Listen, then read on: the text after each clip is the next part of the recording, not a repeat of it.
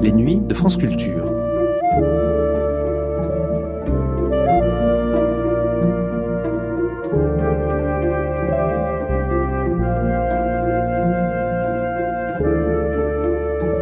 Les nuits de France Culture, une mémoire radiophonique.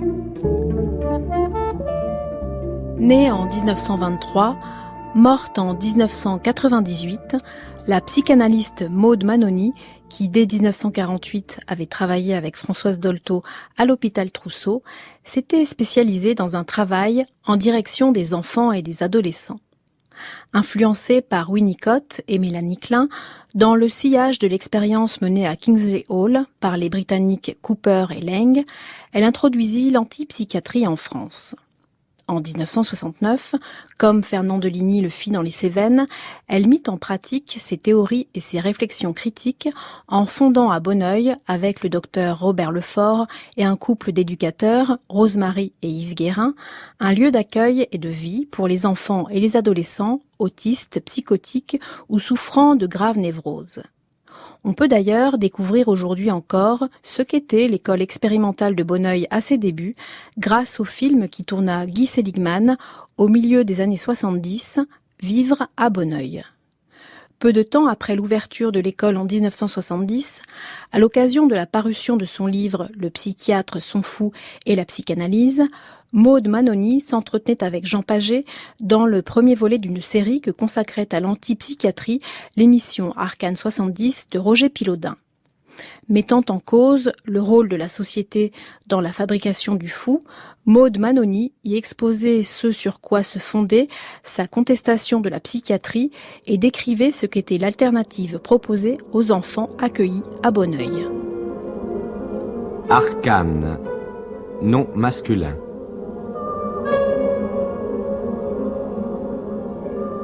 Arcane, terme d'alchimie.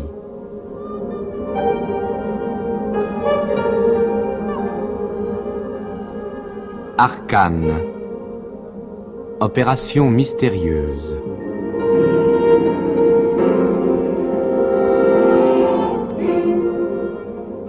Arcane, étymologiquement arcanus, secret, de arca, coffre.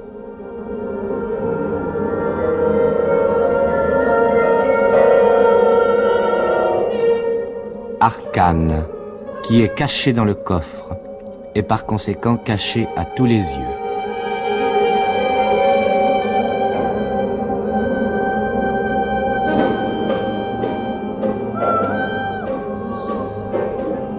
Arcane 70 par Roger Pilaudin.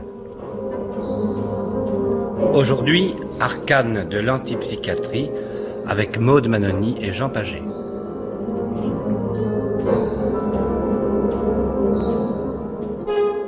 Maud Manoni a publié aux éditions du Seuil un ouvrage intitulé « Le psychiatre, son fou et la psychanalyse » qui interroge les structures actuelles de la psychiatrie en France, qui les met en cause, les réfute et représente le premier véritable ouvrage de contestation de structures, selon Maud Manoni, parfois périmées ou, malgré leur spécialisation, répressive. Maud Manoni s'insurge contre le fait que l'on puisse tenir la folie pour une maladie, contre l'assimilation de la folie à une maladie. Le désordre du sujet porteur de folie, de ce qu'il est convenu d'appeler folie, n'est souvent que le reflet d'un désordre provoqué par la mauvaise organisation de notre société et pas véritablement d'un désordre purement organique ou mental. Le dire du fou accuse plus souvent la société qui l'a rendu fou, et le désordre de ce dire renvoie plus souvent à l'ordre fallacieux qu'il engendre qu'à un véritable désordre. Maud Manoni demande donc à la psychanalyse l'explication du dire du fou, seule discipline, quand elle n'est pas contrainte par l'institution psychiatrique, à pouvoir livrer certaines clés d'un langage sur lequel l'auteur se penche avec passion et humanité. En raison de l'importance du sujet de ce livre, c'est 2 émissions qui seront consacrées aux arcanes de l'antipsychiatrie. Maud Manoni répond aux questions de Jean Paget. Mon livre met principalement en question le savoir reçu concernant la folie, la réalité de la folie n'est pas nié pour autant. Ce qui est mis en cause, c'est son assimilation à une maladie, quand elle est bien plutôt le dévoilement d'un désordre dont ce serait aller beaucoup trop vite que de croire qu'il se situe dans le sujet qui se trouve en être le porteur. Alors ce que je conteste, c'est toute une conception de la normalisation qui nous amène à proposer des mesures d'adaptation là où il s'agit d'entendre la vérité qui se dégage du dire de contestation de celui que nous appelons psychotique. Mais vous disiez, je crois, à un certain moment de votre livre, que les psychiatres refusaient souvent la folie, ou du moins qu'elle les inquiétait et qu'ils rejetaient certaines atteintes que les fous peuvent leur porter. Il y a un certain nombre de choses dites, même dans une analyse, paraît-il, qui risqueraient de compromettre l'équilibre du soignant et des soignants, et ceux-là sont amenés justement à rejeter le malade, ou du moins à l'inclure justement dans des règles très précises de soins. C'est-à-dire que j'ai essayé de montrer à quel point nos institutions sont conçues pour conserver la folie au sein d'un ordre que nous créons. La folie se fige à ce moment-là en monument pour psychiatre et dès que la parole est donnée à la folie, tout se passe comme si, dès cet instant, c'était l'institution qui se trouvait dès lors menacée d'éclatement. Et à ce moment-là, on peut dire que pour se défendre contre la folie, elle la rejette. Ce n'est pas pour rien que des structures hiérarchiques pesantes et des structures de soins qui sont ressenties comme des pratiques punitives existent dans les institutions, conçues d'une certaine façon pour protéger les soignants contre le risque d'interpellation en eux de la folie.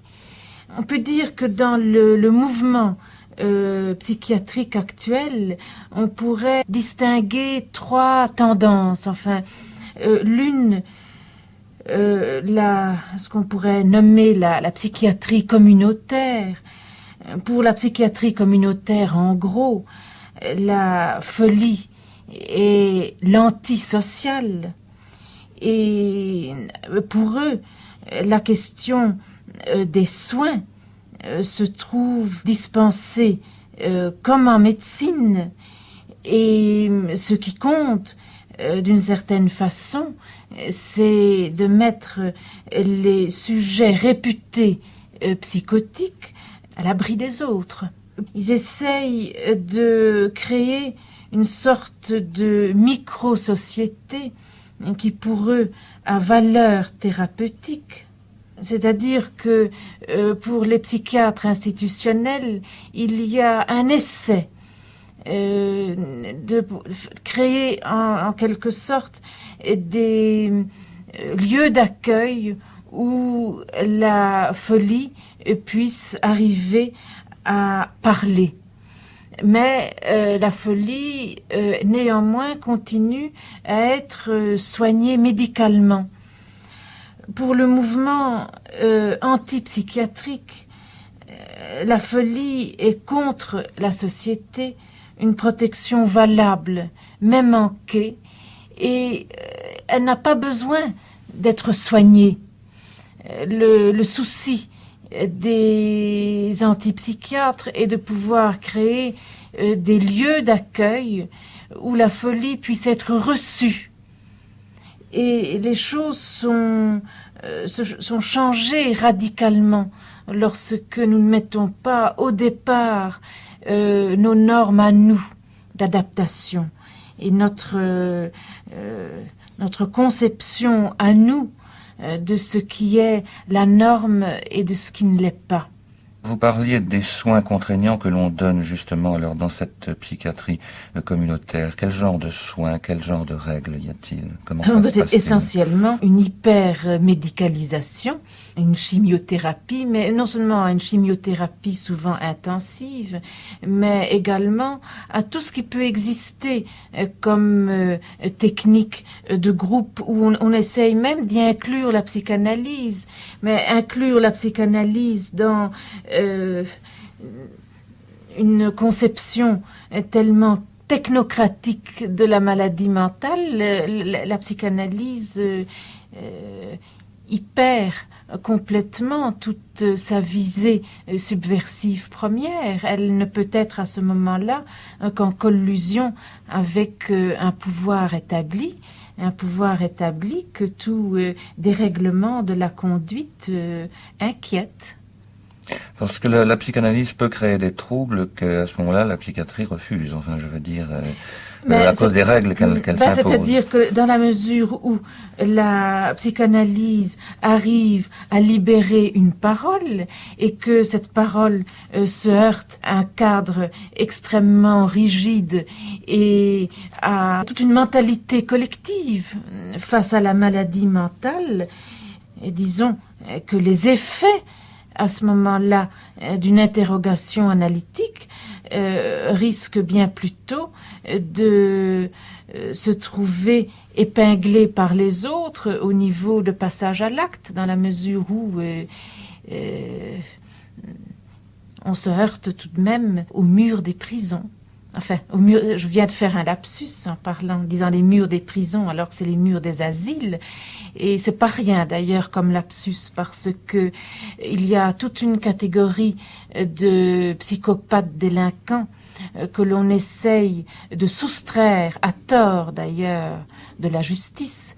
C'est-à-dire qu'au lieu de leur faire poursuivre l'itinéraire normal qui serait de répondre de menus faits délinquants devant un juge, on essaye par souci de soins de les récupérer dans des institutions psychiatriques et c'est ressenti par ces sujets comme quelque chose de pire que la pire des prisons. Enfin, je veux dire, c'est pas rien. Enfin, la façon dont une certaine conception des soins en psychiatrie se rapproche de pratiques punitives.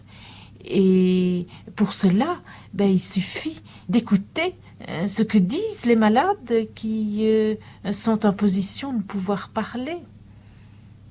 Je pourrais... Il y a un exemple que vous pourriez donner. C'est-à-dire que je pourrais vous en donner plusieurs. J'ai dans ce lieu dit d'antipsychiatrie que j'ai dans la région parisienne, dont je m'occupe, que je ne dirige pas. C'est un couple d'éducateurs, monsieur et madame Guérin, qui ont pris l'initiative d'ouvrir ce lieu et je m'en occupe, ainsi que le docteur Lefort, Françoise Dolto, nous sommes plusieurs à nous intéresser de très près à l'existence de cet endroit, dans l'espoir de pouvoir créer d'autres lieux qui seraient rien d'autre qu'une possibilité d'accueil dans une maison de banlieue d'enfants, mais on peut le faire également pour des adultes,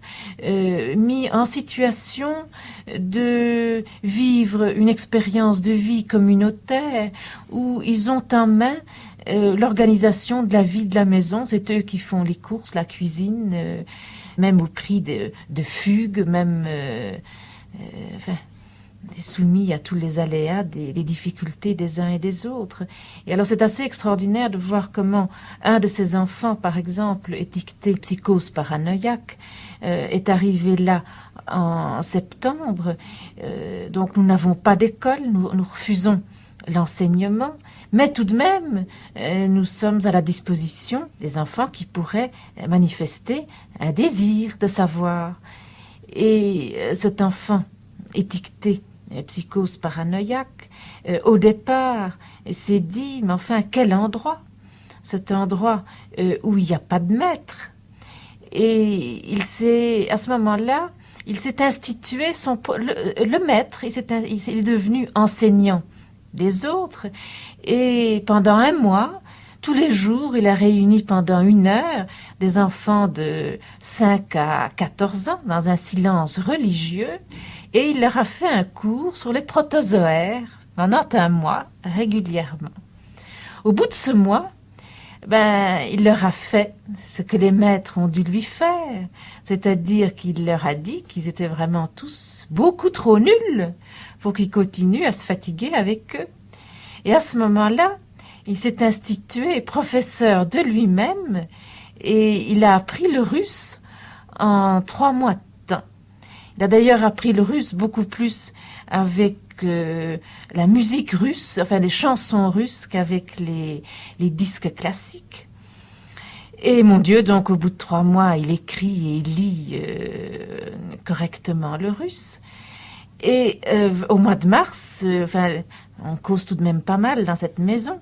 La question qu'il y ait un jour un bachot nécessaire a été resoulevée par lui. Et au mois de mars, on l'a mis à sa demande au cours par correspondance avec l'Éducation nationale. Et chose très curieuse, ces cours, c'est la nuit qu'il y travaille entre 10h du soir et 1h du matin, parce que pendant le jour, dit-il, il a bien trop de choses intéressantes à faire. Je veux dire, cet exemple, ferait repenser pas mal de choses sur le plan de l'enseignement. Et vous disiez justement qu'on vous envoyait des enfants qui étaient étiquetés. Alors, qui procède à cet étiquetage? Les psychiatres, c'est généralement des enfants qui ont fait plusieurs hôpitaux de jour, qui ont été vus par plusieurs psychiatres. Donc, pour certains, même un lit avait même été réservé dans un hôpital psychiatrique. Et un de ces enfants est surnommé l'étrangleur. Et c'est avec des cas que certains appellent la psychiatrie lourde que nous nous coltons. Et c'est très intéressant de voir combien les enfants eux-mêmes créent tout un mécanisme d'exclusion. C'est-à-dire que le problème de la ségrégation n'est pas un problème purement politique. Il est au cœur de nous-mêmes, comme la folie est au cœur de nous-mêmes. Et c'est très intéressant de voir combien les enfants eux-mêmes créent par moments un discours collectif absolument pathogène qui est la reproduction du discours familial et où, à certains moments, tout se passe comme si c'était plus possible de continuer à vivre là et qu'on ne pouvait continuer à vivre là qu'au prix du rejet d'un enfant. Et ce qui arrive en fait dans les familles où si un se trouve à l'asile, le reste peut continuer à vivre en paix. Et ce qui est important dans ce que nous avons institué comme porte ouverte, c'est-à-dire comme possibilité de créer un lieu d'accueil, mais aussi lieu qui ne soit que lieu de passage. Donc surtout pas un lieu où dès qu'on y entre, on y est refait comme un rat dans des structures de soins où on ne peut en sortir que quand on est à nouveau étiqueté normal. On laisse continuellement cette possibilité de fuite à l'extérieur, c'est-à-dire que nous travaillons à ce moment-là avec Deligny qui est un éducateur un petit peu anarchisant, qui habite dans les Cévennes et qui, dès les années 28, a mis en lumière combien le milieu est langage ou n'est pas. C'est-à-dire que dès que le langage, le discours collectif devient un discours meurtrier, il n'y a plus de milieu, autant se sauver de là. Et alors il a institué des possibilités d'accueil dans des familles d'ouvriers ou bien sous tente dans les Cévennes où on peut envoyer comme ça quelqu'un qui brusquement rend la situation complètement invivable à tous. Mais de pouvoir aller jouer sur l'autre scène, qui est pour Freud la scène du rêve, pouvoir jouer ailleurs tout ce qu'il a besoin d'exprimer comme banditisme ou comme folie meurtrière, c'est extrêmement important. Enfin, ça lui permet ensuite de revenir en ayant tout à fait une autre parole. Enfin, j'ai là l'exemple en tête d'un enfant étiqueté étrangleur dont nous nous sommes occupés pendant un trimestre, c'est-à-dire quand il est venu, les autres enfants savaient que si on ne le tolérait pas, il serait renvoyé à l'hôpital psychiatrique. Et à ce moment-là, les enfants ont tous pu se déguiser, si vous voulez, en soignant, entre guillemets, c'est-à-dire prêts à en supporter pas mal pour que l'autre puisse en fait vivre. Et cet enfant a beaucoup fugué. On le surnommait l'étrangleur parce que, mon Dieu, il y avait des impulsions par moment d'étrangler comme ça les petites vieilles du coin. Et cet enfant, à un moment donné, avait pas mal changé. Et puis, c'est devenu brusquement très lourd pour le groupe. Et on a pu voir cela au niveau des mutiques qui commençaient, les enfants autistiques, et qui, sentant à un moment donné ce discours collectif meurtrier, ont commencé à se mutiler. Et on peut dire que c'est ça qui, pour nous, est vraiment le baromètre. C'est-à-dire que quand les mutiques vont moins bien, on peut être sûr que le discours collectif est un discours insensé. Et c'est important de pouvoir préserver un langage qui se tienne pour qu'une parole folle puisse prendre sens. Et à ce moment-là, on l'a envoyé, l'enfant en question, chez Deligny, qui, quand il est arrivé là, a commencé à casser tous les carreaux du village. Les enfants des écoles se sont sauvés. Le garde champêtre qui n'avait plus mis son képi depuis 20 ans l'a mis. Enfin, puis au bout de 8 jours, il était la terreur. C'est-à-dire, il mettait en acte l'étiquette qu'il avait reçue. Et tellement reçue, cette étiquette-là, que c'est toujours d'abord comme ça qu'il se présente. Et ensuite, on l'a envoyé camper dans la forêt, où là, il se trouvait à ne pouvoir pas nuire. Il était seul, avec un aîné de 20 ans qui campait là avec lui. Et puis, on peut dire que c'est ensuite qu'il a amorcé une période dépressive et qu'il a pu à nouveau avoir du cœur. Et en ayant du cœur, repenser un petit peu tout ce qui s'était passé là pour lui. Et alors les enfants ont comme ça cette possibilité d'être là, et puis quand ils ne veulent plus être là, d'aller ailleurs. Mais ce que vous dites à propos des enfants doit être possible parce qu'ils ne peuvent pas être réellement dangereux, comme le cas de cet étrangleur dont vous venez de parler. Est-ce qu'on pourrait laisser en toute liberté les adultes? Est-ce que c'est possible? C'est-à-dire que cet enfant-là, étrangleur, avait bel et bien été l'objet d'un certificat dangereux pour lui-même et pour les autres, et un certificat entièrement correct, parce qu'en effet, il était dangereux. Mais ce qui est intéressant, c'est qu'on l'a rendu dangereux. C'est ça qui nous échappe totalement, c'est-à-dire que la folie, ça se développe avec quelqu'un d'autre. Et c'est évident que la question serait trop simple s'il suffisait d'ouvrir les portes des asiles pour que tout aille bien. C'est pas vrai. Simplement, ce qui est en question à travers mes livres, c'est qu'il y a à pouvoir changer radicalement toute une mentalité collective à l'égard de la folie, mentalité collective qui fait que même dans les pays dits révolutionnaires, il y a des endroits où mettre notre propre refoulé, qui sont les asiles, où là, si c'est lui qui est fou, c'est pas nous. Et ce qui est important, c'est que si on pouvait généraliser beaucoup plus des possibilités de lieux d'accueil, de lieux de vie, dans des endroits où les gens sont peu nombreux, eh bien un grand pas serait fait, parce que on oublie à quel point c'est toujours dans une situation de stress du malade avec l'ambiance et sa famille, qu'à un moment donné, il se trouve éjecté à l'asile. Et à l'asile, les psychiatres font ce qu'ils peuvent. Ils sont piégés dans les structures même de l'internement.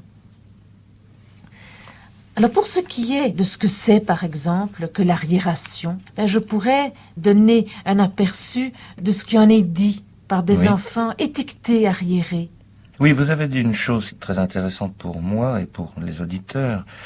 Vous avez parlé de discours de la folie, vous avez dit plusieurs fois il faut laisser parler la folie, il faut que la folie soit parlée. Oui, c'est important parce que dans notre société occidentale, nous ne donnons à la folie le droit de parler que dans les murs de l'internement, où là, on ne peut pas dire que la folie parle.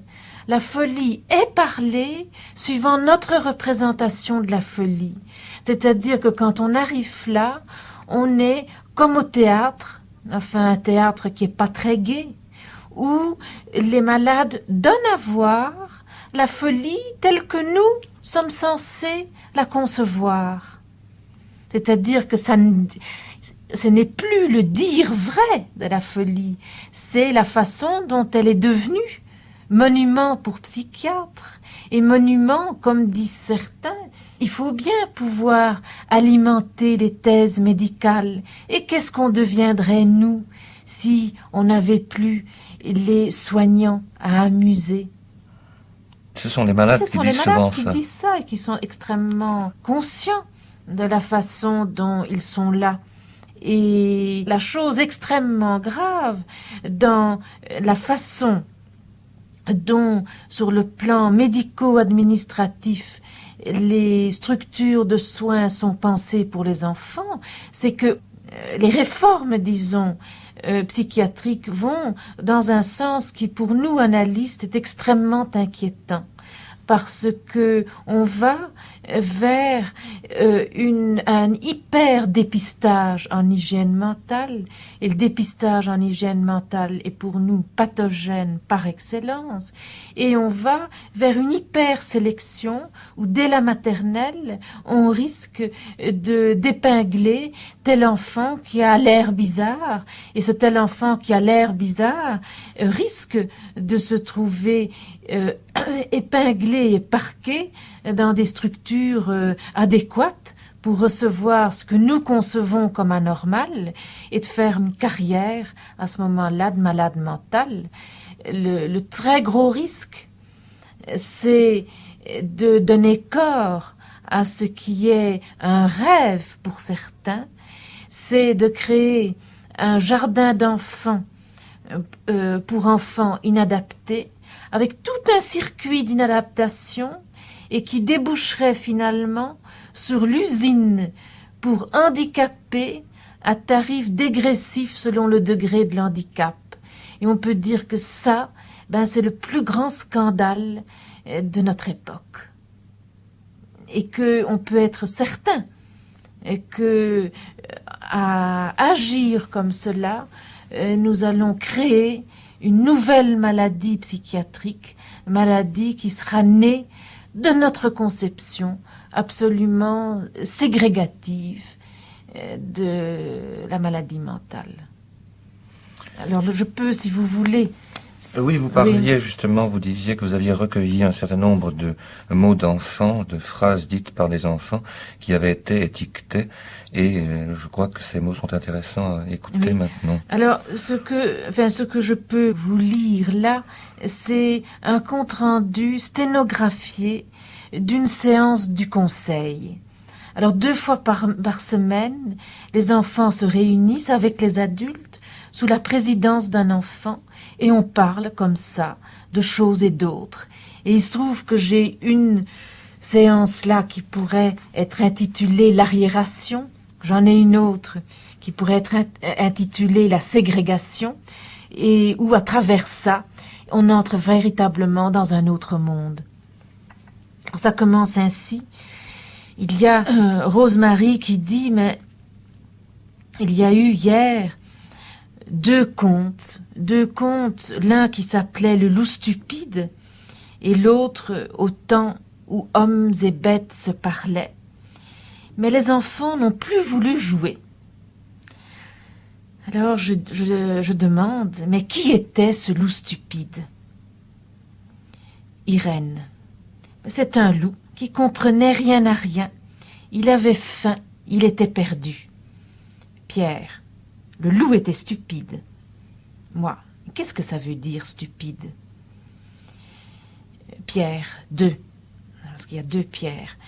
C'est quelqu'un qui raconte du baratin. Et moi, qu'est-ce qu'il faisait le loup stupide?